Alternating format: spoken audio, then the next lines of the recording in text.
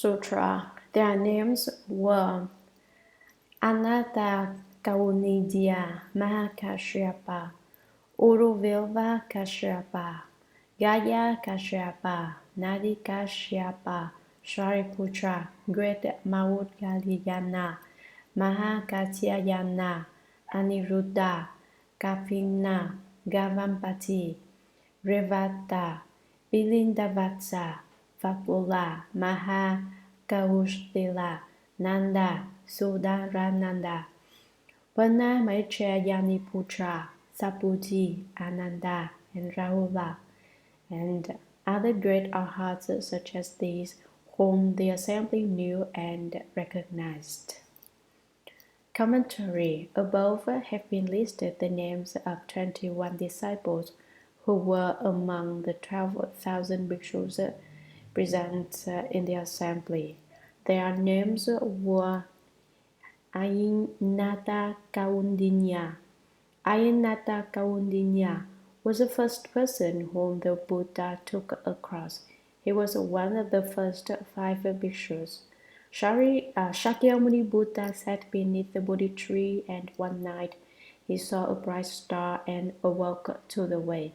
Having become enlightened, he contemplated to see who he should cross over first.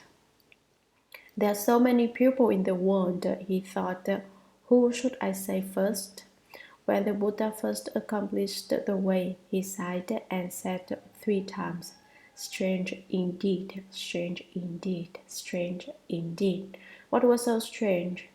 He continued, all living beings have the Buddha nature. All can become Buddhas. The Buddha only said that all beings can become Buddhas. He did not say that they actually were Buddhas, but Buddhist disciples, or rather pseudo Buddhist disciples, say everyone is a Buddha. They see no difference between ordinary people and the Buddha.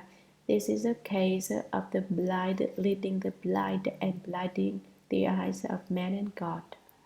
After Shakyamuni Buddha sighed 3 times, he used the wonderful observing wisdom to determine who he should save first. He concluded, Ayinata Kaundinya and 4 others are now at the deer park. I should cross them over first. In past lives, these 5 people had exclusively concentrated on trying to ruin Shakyamuni Buddha. Limitless ages ago, when they all decided to cultivate the way, the 5 of them had slandered and bullied Shakyamuni Buddha. Sometimes they beat him, other times they berated him. Sometimes they ate his flesh, other times they drank his blood. Violent, weren't they? But while he was cultivating the causal ground, when the 5 beat him, he made the following vow. You are all truly aiding me in my cultivation. In the future, when I realize Buddhahood, I will certainly save you first. That is my vow. Because you are treating me badly now, I shall be especially good to you. When they scolded Shakyamuni Buddha, he said, You scold me now, but I do not hate you. Not only do I not hate you, but I vow that when I become a Buddha, I will save you first. If it had been us, we would surely have hit them, or kicked them right back. But not only did Shakyamuni Buddha not defend himself, he resolved to be good to them. Once the 5 of them got together in a small mob and approached him, saying, We have no meat to eat. You're such a cultivator. Do you think you could give us a little piece of your flesh? Sure enough, Shakyamuni Buddha cut off a clean, lean piece of flesh for them. As they ate it, they muttered, This meat is no good at all. Dog meat tastes better than this. And to say nothing of pork, beef, or mutton, is tasteless. Your offering is not being released. Still they ate it. So they even scolded him while eating his flesh. Shakyamuni Buddha had thought that by offering them his flesh, they might be moved to shame and reform their conduct. Who would have thought that they would, on the one hand, eat his flesh and on the other hand, scold him? This would have been the last straw for most people. I didn't buy this in the meat market. They would have said I cut it off my own body, and you have the nerve to scold me. But Shakyamuni Buddha just said, okay, you can eat my flesh, and in the future, when I succeed in my cultivation and become a Buddha, I will take you across first, because this flesh I have given you to eat, is a Buddha seed which I am planting in each of you. The same thing happened when they drank Shakyamuni Buddha's blood. They said it was void, bad blood, and Shakyamuni Buddha just endured it. The best story of his encounter with King Kali. This story is mentioned in the Vajra Sutra. King Kali was a former incarnation of Ayinata Kaundinya. Once he went to the mountains on a big game hunting expedition. He took along his concubines who had been confined to the palace as if in jail for many years. Now they frolicked in the wide open spaces of nature, exploring the lush meadows and woods, the flowing streams, and the beautiful mountain surroundings. Suddenly, they spotted a person sitting in a cave. His body was covered with a thick layer of dust, and his hair was matted in a big lump. The concubines didn't dare approach him. At first, they thought he was a monster, but then they saw that he was just a strange person. As a cultivator on the causal ground, Shakyamuni Buddha was practicing this as this patient immortal and rarely saw anyone. When he saw the concubines, he decided to take them across. Don't be afraid, he said. I won't eat you. I don't eat people. I'm a person myself, in fact. The concubine said, what are you doing here? What do you eat, and why are your clothes so tattered? Can you walk? Why don't you just sit there? The patient immortal said, I am cultivating the way. I exclusively cultivate patience. The concubines said, what is patience? They had no idea what it was. The patient immortal said, patience means that no matter how impolite people are to you, you do not get angry or upset. Everything continues just as if nothing had happened. And then he explained the methods of cultivating patience as he spoke. His enthusiasm guru and the concubines who had never heard such a wonderful Dharma were enthralled. Soon the speaker and his listeners all had entered samadhi and were oblivious to what was going on around them. If one listens to the Dharma with a true heart, one will not notice anything else that is going on. If one does not listen to a true heart, one will be distracted by every noise on the street, the tourists, the newspaper vendors, and so on. The patient immortal and his audience were completely absorbed in the practice of patience when along came King Kali. Sneaking up on the scene, he saw his concubines listening intently to the old cultivator, and he was immediately overcome with jealousy. Just what do you think you are doing, seducing my women? He screamed at the cultivator. The patient immortal looked to see who was speaking and recognized that an emperor had come on the scene and said, I'm teaching them the Dharma door of patience. Oh, really? Said the king. Patience? What exactly do you mean by that anyway? Are you patient? Yes, I am, said the immortal. Very well, said the king. I just give your patience a little test. If you are patient, that means you can endure any kind of pain, doesn't it? Yes, said Shakyamuni Buddha. Well, I'm going to slice your hand off with my sword and see how patient you are, said the king. Go ahead, said Shakyamuni Buddha. The king then drew his royal sword and with one neat swing sliced off Shakyamuni Buddha's hand. Does it hurt? Does it hurt? Asked the king. No, said Shakyamuni Buddha. Are you angry? Asked the king. I am not angry, said the Buddha. All right, I cut off the other hand and see what you do. And he cut off the other hand. Now, does that hurt? He asked. Shakyamuni Buddha said, it does not hurt. Do you hate me? The king asked. I do not hate you, said Shakyamuni Buddha. I don't believe you. I think you are lying, said the king. How could you possibly not hate someone who had cut off both of your hands? It's impossible. I'll cut off your foot and see if that makes you hate me. I'll get the truth out of you yet. He said, and he cut off Shakyamuni Buddha's foot. Ordinary people would certainly have been weeping in agony by this time, but Shakyamuni Buddha remained as if nothing had happened. The king asked, does that hurt? No, said Shakyamuni Buddha, it's really nothing. Ah, it's nothing, huh? Do you hate me? No, I don't hate you. All right, then you're missing 2 hands and 1 foot. The other foot isn't much use to you. A patient one who knows no pain. So we just cut that one off too, and he sliced off Shakyamuni Buddha's other foot. Hurts, doesn't it? Said the king. You've lost both your hands and both your feet. What are you going to do now? Tell the truth. Does it hurt? If you tell the truth, we forget it. If you don't tell the truth, I've got yet another test in store.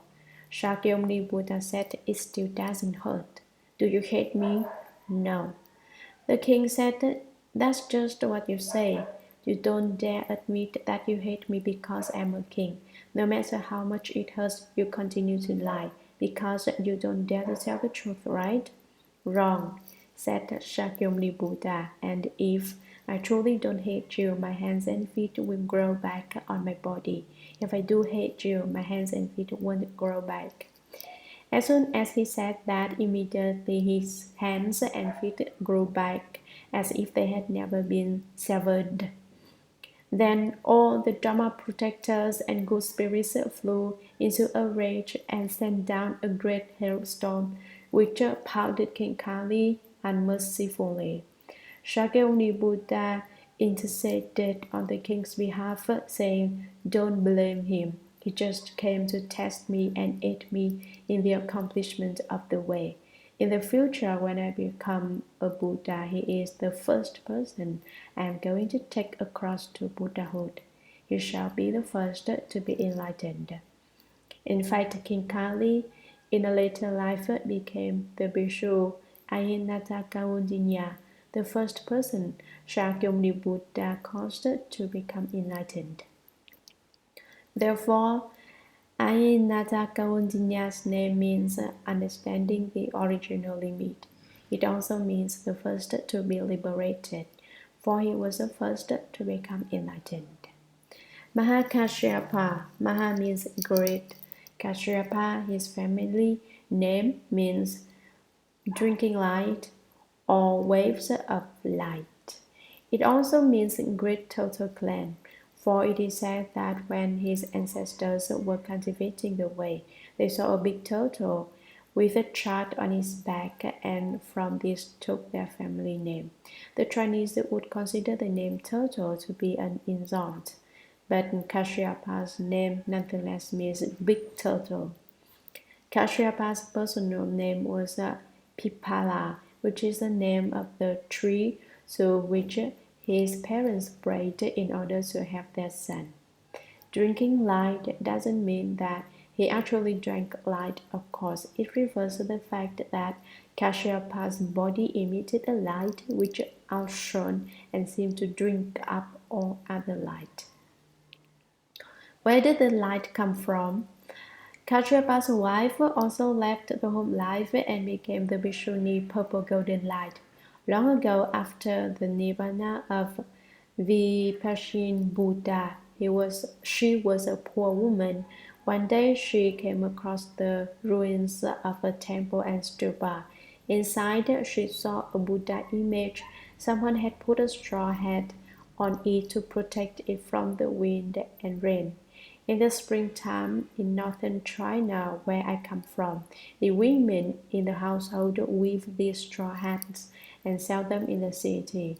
Anyway, the straw hat acted like an umbrella to protect the Buddha from the wind and rain which blew in through the holes in the wood, but still it was badly withered, cracked, and peeling. It was badly weathered, cracked, and peeling. She compassionately resolved to repair the temple and reguide the image. How can I allow the Buddha to be battered by the wind and rain? Since she was poor, she went out begging to raise the funds for her project. Every day she took the money she had collected and exchanged it for gold. After about 10 years of begging, she had accumulated quite a bit of gold and made arrangements to have the temple rebuilt. She also went to visit a goldsmith to see about having her gold refined to rebuild the image. The goldsmith asked her where she got so much gold. I saw a Buddha image which was cracked and peeling, she said, and I begged for 10 years to get enough money to buy this gold in order to repair it. The goldsmith said, we should share this merit and virtue. I will help too. Actually, he was so struck by her goodness and wanting to repair the image that he fell in love with her and wanted her to think well of him. When the image and the temple had been restored, the goldsmith asked the woman for her hand in marriage. You are truly a good-hearted woman. You are the funniest woman I have ever met. I had intended to remain unmarried, but now I have changed my mind. Won't you marry me? The woman thought it over. He isn't a bad sort himself. After all, he did only charge me half the usual fee to rebuild the image, and she consented. Once they were married, they vowed to be husband and wife in every life. How powerful was their love! Because they had rebuilt the Buddha image, their bodies shone with a golden light.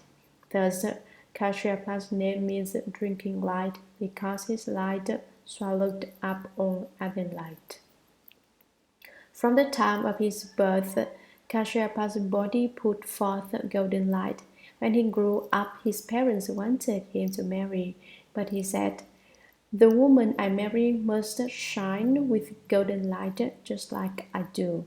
Otherwise, I will not marry. Sure enough, in a neighboring country, such a woman was found, and they were married. And when they certified to the fruit of Ahaship, they discovered that they had been married to each other throughout many lifetimes. You shouldn't make a mistake, however, to think to imitate them by making a vow to be married to someone for life after life. Kashyapa and his wife vowed to be married and then to cultivate the way, to take refuge with the triple jewel, to live the home life and master the way. Don't just make a vow to be married to someone in every life.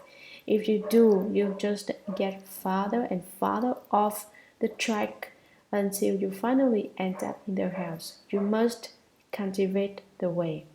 Kashyapa and his wife took refuge with the Buddha and certified to the fruit, and Kashyapa became the first patriarch in Buddhism.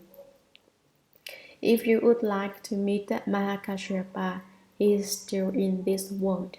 He is in southwestern China, sitting in Samadhi on Chicken Foot Mountain in Yunnan province. When the future Maitreya Buddha appears in the world, he will give Maitreya the robe which Shakyamuni Buddha gave him. So he is still in the world and has not entered Nirvana. Those with sincere hearts who travel to Chicken Foot Mountain to bow to Mahakashyapa may get to see him. Although I said that Mahakashyapa means drinking light, it does not mean that he literally drank up light with his mouth. Rather, it means that the light given off by his body swallowed up all other light. For example, if Mahakashyapa went near a 500-watt lamp, his own light would be like that of a 1000 or 2000-watt lamp, which would outshine the 500-watt light and make it appear dim by comparison. Drinking light is used figuratively. You shouldn't think that Kashyapa drank light instead of water. Mahakashyapa was the oldest of the disciples and the foremost of the Buddha's disciples in the ascetic practices. He was the oldest of the disciples, but the older he got, the more vigorous he became, the stronger he grew, and the harder he worked. He was the son of a rich Brahman of Magadha, and the king of Magadha had even bowed to him as his master. When he left the home life, he thought cultivators are called poor ones of the way. They have no business being rich, so he gave away all of his wealth. He also thought cultivators must endure bitterness, bear weariness, and fear no suffering whatever. So he concentrated on cultivating ascetic practices. Ascetic practices refers to undergoing suffering. That means not eating well, not wearing fine clothes, and not living in a comfortable dwelling. The harder something is to bear, the more the ascetic must bear it. In all the ways ordinary people wish to find enjoyment through eating, dwelling, and clothing, the ascetic wishes to undergo suffering. One day when the Buddha was speaking the Dharma, he moved over and asked Kashyapa to sit beside him. At that time, Kashyapa was very old, perhaps 140. The Buddha said, "You are getting old, Kashyapa. Your energy is failing. You should give up ascetic practices, eat better, wear better clothes, and move to a more comfortable dwelling. I don't know if you can bear up under such ascetic practices at your age." But Kashyapa chose not to obey the Buddha, and he continued his ascetic practices as before. Seeing this, the Buddha praised him in highly, saying, "The Buddha Dharma will dwell long in the world, largely because of Kashyapa's cultivation of ascetic practices. His ability to practice them means that the Buddha Dharma will certainly long endure." Thus, Patriarch Kashyapa was foremost in ascetic practices. Once, when the Buddha was about to speak the Dharma, a god from the great Brahma heaven made an offering to him of a golden flower, and then lay down on the ground and asked the Buddha to use his body as a chair and speak the Dharma for living beings. The Buddha sat down on the Brahma god, took the flower in his fingers, and in the midst of millions of people and gods, gave a subtle smile. Kashyapa also smiled slightly, and with that the mind-sealed Dharma was transmitted. So it is called transmission, the transmission of twirling the flower and giving a subtle smile. When the Buddha said, "I have the right Dharma I treasury, the wonderful mind of Nirvana, the actual mark which is unmarked, transmitted outside the teaching, the sealing of the mind by means of the mind, I have just transmitted it to Mahakashyapa." In this way, Kashyapa became the first Indian patriarch. A patriarch is a disciple to whom the entirety of the Buddha Dharma has been transmitted from the Buddha. Since the time of the Buddha, the Dharma has been transmitted to only one patriarch in each generation. Shakyamuni Buddha transmitted his entire Dharma to his disciple Mahakashyapa, and Arya Mahakashyapa transmitted it to Arya Ananda, who became the second patriarch. From Arya Ananda, the Dharma went to the third patriarch, Arya Shankavasa. From Arya Shankavasa, it went to the fourth patriarch, Arya Upagupta, and so on to the 28th Indian patriarch, Great Master Bodhidharma, who took the mind seal Dharma to China, where it was transmitted to the second Chinese patriarch, Great Master Shen Guang, and then on through the third, fourth, fifth, and sixth patriarchs. Then the flower of the Dharma bloomed with 5 petals, the 5 lineages of the Lin Chi, Fa Yan, Cao Tu, Wei Yan, and Yu Men, and so forth until the present. And now the Buddha Dharma has come to the West. This has been a brief summary of the transmission of Buddhism. The 12 ascetic practices. Ascetic practices are called Dutangas, which is a Pali word from the root du, which means to shake out. To shake out means to strike up your spirits and raise up your energy. When we have a Chan meditation session, we are also encouraged to strike up our spirits, to be vigorous, and to fear no suffering or difficulty. The harder it is, the more you should resolve to do it. As old as Patriarch Kashyapa was, he still kept up his ascetic practices.